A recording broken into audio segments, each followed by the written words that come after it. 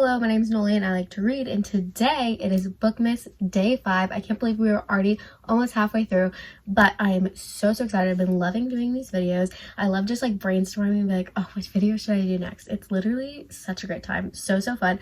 But today I'm going to be doing winter themed book recommendations, and like some of these I still haven't read yet, and so they're like on my radar to read this winter. So it's kind of like winter TBR. But like also I recommend them to you because I've heard really good things about all of these. So I'm so excited. I have read a lot of them, but just a few of them that I was like, okay, yeah, also on my radar to read. So maybe we can buddy read them, do them together. But anyways, I'm so excited. So let's just go ahead and jump right in to our first winter book recommendation, which is going to be A Winter's Promise by Christelle Davos. This is the first book in the Mirror Visitor series, which is a quartet. There's 4 books in the series, and the first 2 books in the series are very winter-esque, and then the next 2 I think take more of like a summery atmosphere, but definitely, especially the first book in the series is very just like winter vibes. I mean, even just like look at the cover, like it's snowing outside right now, and so I'm just like, it makes me want to reread it almost. Like it's just like, it's the perfect winter vibe. I absolutely love this series. I think it has fantastic world building as well as just like an interesting world. In this series, you follow Ophelia. She's our main character, and she is just like a fun little funky whimsical character. I absolutely love her. She has crazy hair, big glasses, and she basically has these 2 special gifts or powers, whatever you want to call them. And the first one is basically that she can jump through mirrors. That's why it's called the Mirror Visitor series. I think it's like it has to be a mirror that she's seen before, but it also could be like puddles or different things like that. Anything that you can see a reflection in. So she could jump through like her bedroom mirror and come out her bathroom mirror, essentially is what it is. And then her other like special gift that she has is that she can like touch an object and read it. And so it's like anyone that's previously touched this book, she would be able to like see like them touching the book and like their feelings and thoughts and stuff like that, which is really intriguing. And so she works at a museum where she lives, and there's like a couple different arcs, I forget how many there are, but they're like worlds essentially. And so she lives on the Arc of Anima, I think is how you say, and they're just like very calm, very peaceful. But then suddenly she gets put into an arranged marriage with this guy named Thorn, and he is big and broody and grumpy and fantastic. And basically she goes to live with him on this like winter arc. I forget what his arc is called, but basically she moves there, and so now she's living with him and she's arranged to marry him, and so she's just kind of like figuring out the politics of that world because it's a lot more dangerous than where she grew up, but then also just like developing her powers and navigating being with this grumpy, serious, like doesn't actually seem like he's interested in her type of guy. So I love this series. I love the romance, but I will say, especially in this first book, it is like crumbs, okay? Crumbs. It is the slowest of slow burns, but I love it. Like, it is fantastic. I love this book so much, and I love all the side characters too. Like, the found family in this book, in this series is just phenomenal. Love it. The second book in the series I think is actually my favorite.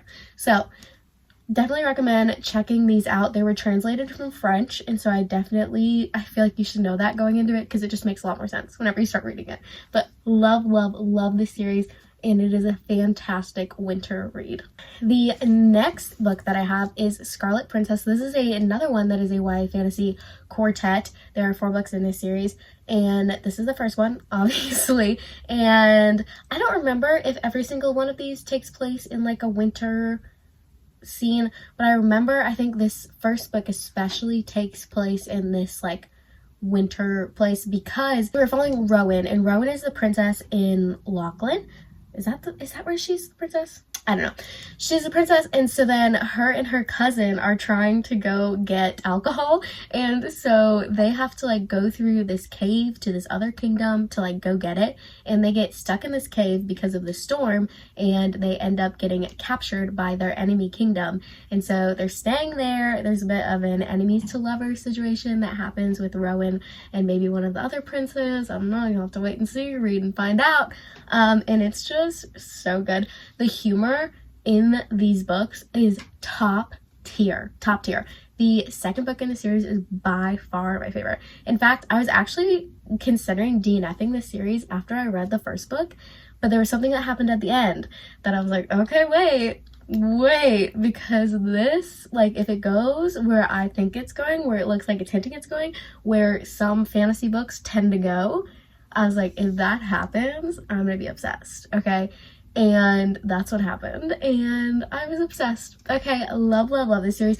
This book, it wasn't like it was bad or anything like that, but it's so worth it for the next book. Okay, so worth it. It wasn't like a bad time. Again, like I said, it was a fun time. Humor, absolutely fantastic, especially once you get into the later books. Amazing found family, just great vibes, and there's definitely more winter vibes, I think, in this book especially. So, can't recommend the series enough. Then the next series that I have is the Blood Heir trilogy by Amelia Winzaho. This is a retelling of the dark fairy tale Anastasia, or Anastasia? No, how do you say that name? Anastasia is how it has it. In this, I don't know, I'm just gonna call her Anna, okay? Basically, there are some people in this world that they're called affinities, but it's like powers, essentially. And so she is a princess, and she is now just getting accused of murdering her father because it just got revealed that she has this blood affinity. So she can literally control people's blood, like rip it out of their body, make it into a knife, like control their body type situation, which is literally crazy. And I love that part of this book. Like, I think that's so cool. I loved that. And so basically you're following her. She's on the run because she got accused of murdering her father, and she wants to clear her name, but then she knows that the murderer is also still in the castle, and now her brother is the king, and so she's like, oh my gosh, I have to save him. They're just gonna go after him because now, like, obviously the murderer is still on the loose because everyone thinks it's me. And so she wants to clear her name, and she wants to save her brother, and that's what she goes to do. And so she goes to this crime lord, Ransom Quicktongue or something like that, and they start working together. He kind of gives like pirate, if you've watched Once Upon a Broken, what's it called?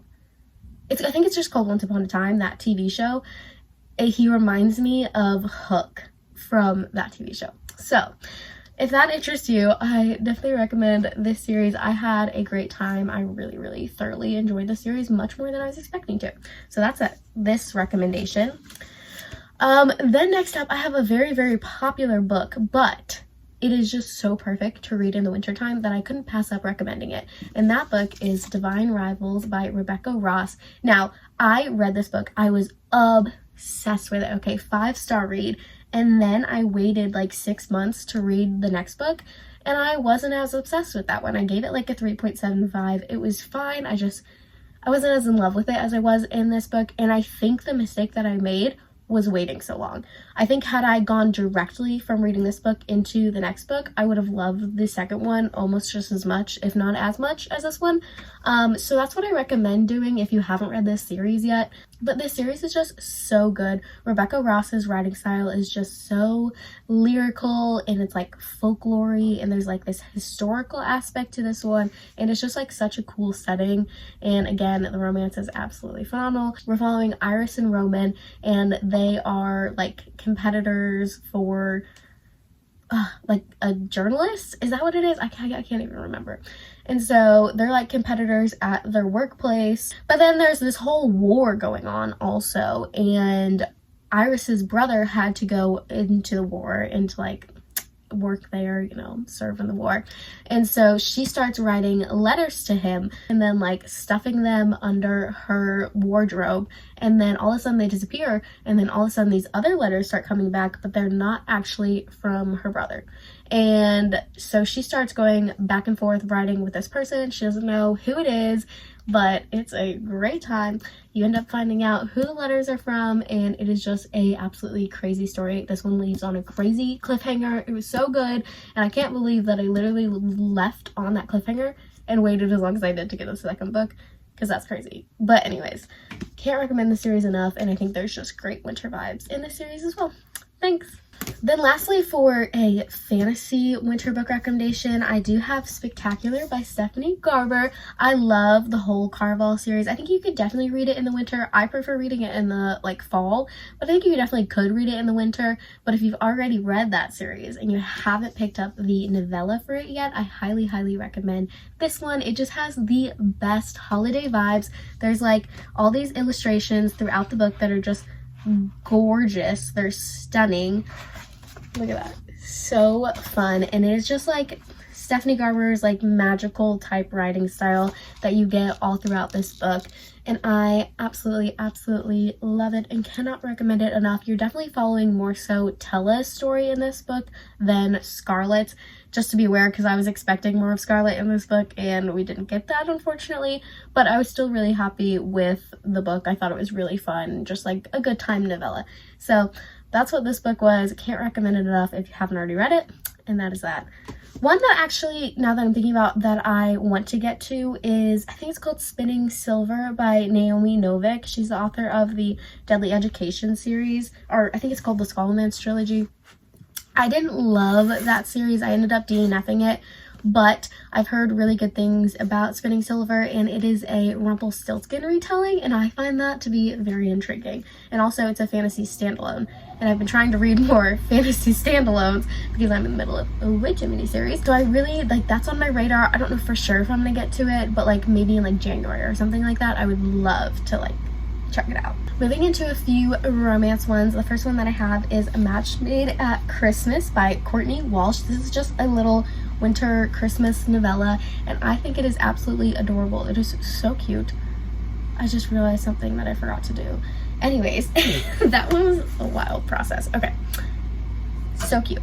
This one is so cute. It is so sweet. Basically, you are following Hayes McGuire, and he never believed in like the matchmaking operation that they have going on in his town, which is in Nantucket, and he just never believed in it. He was like, that's fake, you're lying, everyone's just like thinking it's real, and then they go off and break up. Okay, it's like when you're watching like Love Island and you're like, okay, yeah, I know those relationships are gonna last for like 2 months max. Okay, that's what he's thinking is happening for this matchmaking company. And then he gets asked to step in because the owner is going on vacation and she needs someone to step in. So he steps in and he's helping it out, but then he's like, I need some help. I've never done this before. I don't even believe in it. And so he brings in his best friend Prudence to start helping him. And what so happens, except maybe they end up falling in love, because he's like, oh wait, wow, maybe this like matchmaking thing does work. Okay, crazy. Who would have thunk? That's what ends up happening. It's giving very Hallmark. So excited about this one. Next up, I have one that I'm going to show you, and you're going to be like, that's not a Christmas book. That's a book that you should be reading in like the summertime. And that's what I thought too, because I read it in the summertime because of the cover. And it's like literally takes place in a snowy mountain. Like it literally references like it being freezing cold. And I was like, what is happening? I was not expecting this, but that's okay because now I can recommend it to you guys. And that is Famous for a Living by Melissa Ferguson. And in this book, you are following an influencer. What's her name? You're following our influencer main character, female. I didn't need to say it like that. Anyways, you're following Kat, and she is an influencer, and I think she's like in New York City. She's like on the top of the world, but then she signs this brand deal, and it turns out that there was some sketchy stuff going on, and so she's in this major scandal, and so she ends up going to stay at her uncle's like farm wildlife retreat place thing. So she goes and stays there while she's waiting for like the scandal to blow over, and while like she needs a place to stay, can't be spending her money type situation, and like tries to fix things. So she goes and stays there, and she ends up kind of like helping out there and also meeting this really cute wildlife guy who maybe sort of doesn't really like her at the beginning, and they kind of get on each other's nerves. They end up having like soft spots for one another as they learn more about each other, and they're like, oh hey wait, you're not as like cocky or anything as that I first imagined, which is crazy. This book has one of my favorite main male characters actually. Like he is so sweet, and if you love acts of service main characters and like people that just like pay attention, he is definitely one of those male main characters, which I love about this book. So that is this book, Famous for Living, recommend that one. And then next up I have a New Year's book recommendation, which is This Time Next Year by Sophie Cousins. So basically this book, I feel like this premise is kind of wild. You're following Minnie, and she was born on New Year's Day, and her entire life her birthdays have like kind of sucked, and she's blaming it all on this guy Quinn because he was born the exact same day as her but right before her, and so he won this like big old prize, this like money prize, because he was like the first baby born in London during this time. Kind of crazy, I know. And so she just blames him for basically everything that goes wrong in her life, and then she ends up meeting him and she is like, oh my gosh, see how much this has paid off for you. Like, you are literally gorgeous and you have all these things going for you and life has been so easy for you, and here I am like struggling. I have my like pie bakery or whatever and it's failing, and I'm gonna lose my company and my life's falling apart, and it's all because you got this money as a baby and because you were born like seconds before me or something like that. I don't even know, but this book sounds so intriguing to me, and honestly I just can't wait because it sounds like it's gonna be really funny. So very excited about this one. That is this book. I can't wait to get to it, especially for like a little New Year's read. And then just the last book that I have is one that I read recently, and that one is Christmas Land. And this book, oh my gosh, I talked about it in my November reading wrap up, but it is literally just like a cupcake in a book. It is a Hallmark movie, okay? It is a Hallmark movie, and I loved it. It was so good. Basically, you are following our main character who's a little bit of a Grinch, okay? She doesn't love Christmas. She doesn't exactly like hate it. She's not like, oh my gosh, worst holiday ever. But she doesn't really love it. She didn't have the best experiences growing up. I think she was like a foster child, and so just Christmases weren't her favorite thing. And then one day her best friend is like, I'm taking you to this Christmassy town, Christmas Land, and we're going to have the best Christmas ever. And so she takes her there, and then the like landlord of the hotel that they're staying at and her landlord's attractive available son hear about her story, and they're like, we're gonna help her have the best Christmas ever. And so they do all these Christmas things. There's like a baking contest, and of course like everything Christmas, everything Hallmark. That's what this book is. I ate it up. It was so sweet, it was so fun, and I would highly recommend it. But yeah, I am losing my light, so I'm gonna go ahead and end this video here. I hope you guys found some good winter book recommendations, and you can just cozy up and read and drink some hot cocoa or coffee or whatever your cup of tea is, which is funny because I said hot cocoa or coffee. Anyways, I love you. Jesus loves you. Hope you guys have a great day, week, life, whatever it is, and I will hopefully see you tomorrow. Peace.